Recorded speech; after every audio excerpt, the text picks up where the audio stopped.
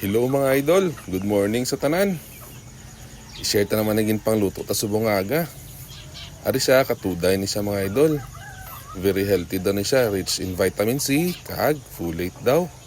Kag anti-cancer po daw ni, kag inflammatory.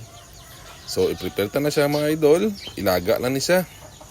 Amo ni siya iya ricado, kamatis, sibuyas, kag kalamansi.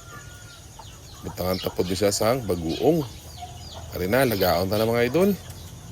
Dali lang gini siya. Tapos nagbutang ko sang itlog nga gina-steam habang ginalaga pa siya. Okay na. Tapos ginugasan ko na siya sang tubig nga lamig para ma-stop ang cooking process niya. Ari na.